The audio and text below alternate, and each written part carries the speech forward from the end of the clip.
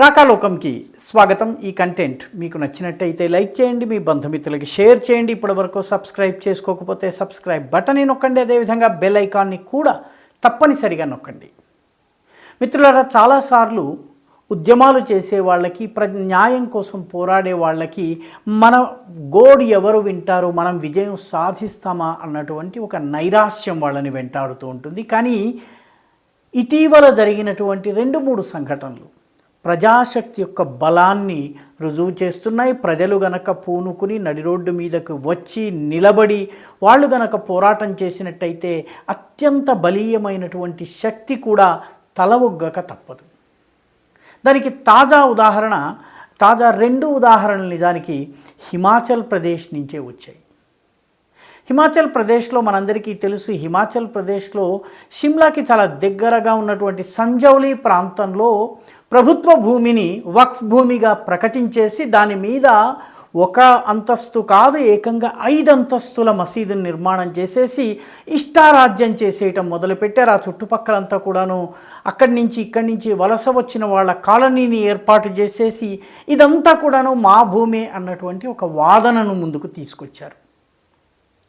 అయితే 15-20 సంవత్సరాల క్రితము అసలు అక్కడ ఏ రకమైనటువంటి కట్టడం లేదు.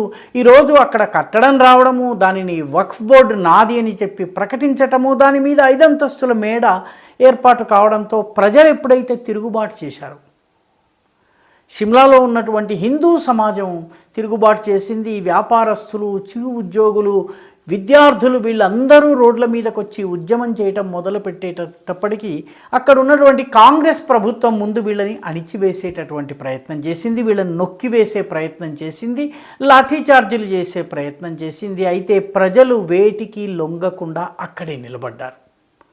ప్రజలు బంద్ పాటించినటువంటి తీరు కానీ, ప్రజల్లో ఉన్నటువంటి ఐకమత్యం కానీ చూసిన తరువాత కాంగ్రెస్ పార్టీ నుంచే మంత్రులు ఒక్కొక్కరు, అనిరుద్ధ్ సింగ్, విక్రమాదిత్య సింగ్, ఈ రకంగా వాళ్ళు బయటకు వచ్చి నిజానికి ఇక్కడ ఉన్నటువంటి ఈ వక్ఫ్ ప్రాపర్టీగా చెబుతున్నదంతా కూడాను ఒక ఫేక్ ప్రాపర్టీ, వాస్తవాలను నిజాలను వెలికి తీయాల్సినటువంటి అవసరం ఉందని చెప్పి గళం విప్పడం జరిగింది. దాంతో చివరికి ప్రభుత్వం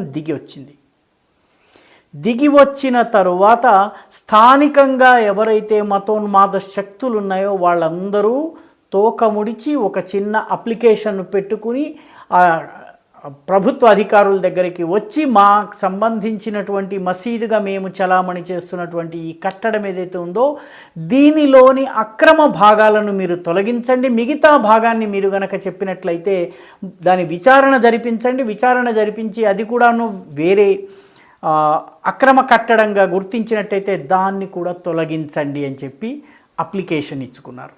ఇది నిజంగా ఒక అద్భుతమైనటువంటి ప్రజా విజయం. సరిగ్గా ఇలాంటి విజయమే హిమాచల్ ప్రదేశ్లోని మండీ ప్రాంతంలో కూడా జరిగింది. మండీ ప్రాంతంలో కూడా ఇదే రకంగా వక్ఫ్ ప్రాపర్టీగా చెప్పుకొని నగరం నడిబొడ్డున హఠాత్తుగా ఒక మసీదు ఉద్భవించింది. దానిని వక్ఫ్ బోర్డు అని చెప్పడము, దాని చుట్టుపక్కల ప్రాంతాలన్నీ మావే అనడము, దీనిపైన ప్రజలు ఎప్పుడైతే తిరుగుబాటు చేశారో ఇది అక్రమ కట్టడము, ఈ అక్రమ కట్టడం రావడం వల్ల ఇక్కడ చుట్టుపక్కల ఉన్నటువంటి ప్రజా జీవితం అంతా కూడాను భగ్నమవుతోందని చెప్పి ప్రజలు ఎప్పుడైతే తిరుగుబాటు చేశారో అక్కడ కూడాను తాము కట్టినటువంటి ఈ అక్రమ కట్టడాన్ని తమకు తొలగించుకునే అనుమతిని ఇవ్వాలని చెప్పి ఈ మసీదు నిర్మాణం చేసిన వాళ్ళు వచ్చారు. తమంతటా తామే తొలగించుకుంటాం, దీనిలోని ఇటుకల్ని, రాడ్లను, సిమెంట్లని, రేకుల్ని ఏమున్నాయో వాటన్నింటినీ మేమే తొలగించుకుంటాము, తొలగించుకునేందుకు మాకు సమయం ఇవ్వాలని చెప్పి వాళ్ళు అప్లికేషన్ దాఖలు చేసుకున్నారు. అంటే ప్రజా ఉద్యమం గనక ఉధృతంగా కొనసాగినట్టయితే, ఒక పర్పస్ తోటి, ఒక వ్యూహంతో గనక ముందుకు వెళ్ళినట్లయితే ఈ రకంగా ఏవైతే రకరకాల శక్తులు ఓటు రాజకీయాల ద్వారా లేకపోతే సమాజంలో ఉన్నటువంటి కుల వర్గ విభేదాలను ఆధారంగా చేసుకుని సమాజాన్ని ముక్కలు చేసేటటువంటి శక్తులన్నీ కూడాను తోక ముడుస్తాయి. మండీలో జరిగింది అదేవిధంగా సంజౌలీలో కూడా జరిగినటువంటిది అదే.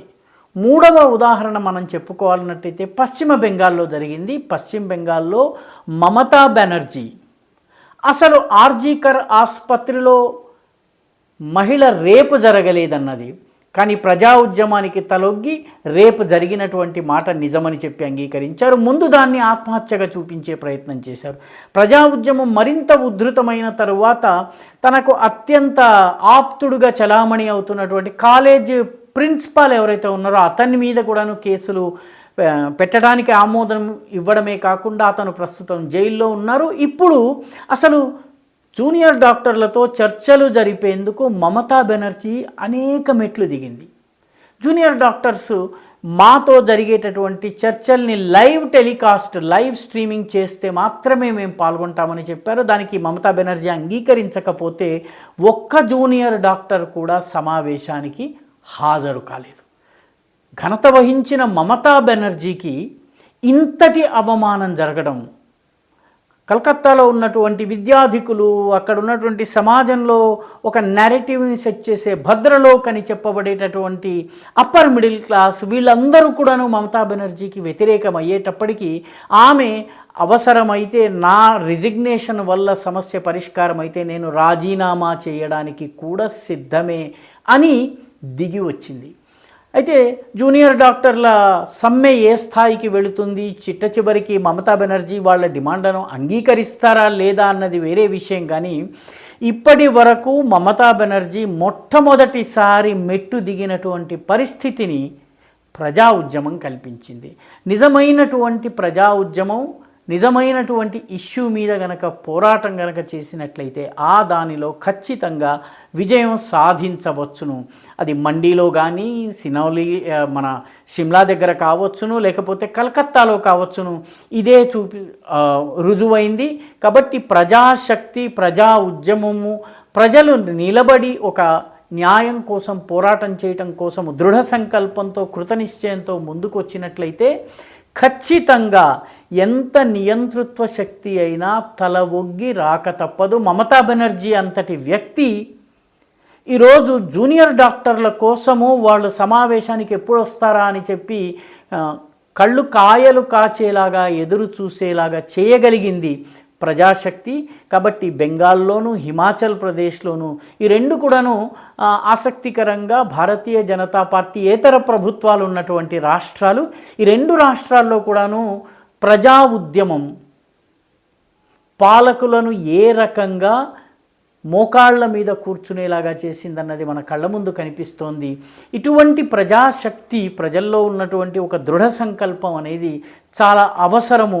దానిని నిర్మాణం చేయగలిగినట్లయితే హిందూ సమాజం తన లక్ష్యాలను అది చాలా సునాయాసంగా సులువుగా చేరుకోగలుగుతుంది. ఈ వీడియో మీకు నచ్చినట్టయితే లైక్ చేయండి, షేర్ చేయండి, ఈ ఛానల్కు సబ్స్క్రైబ్ చేయండి. మీ అభిప్రాయాన్ని కమెంట్ల రూపంలో తప్పనిసరిగా పంపించండి.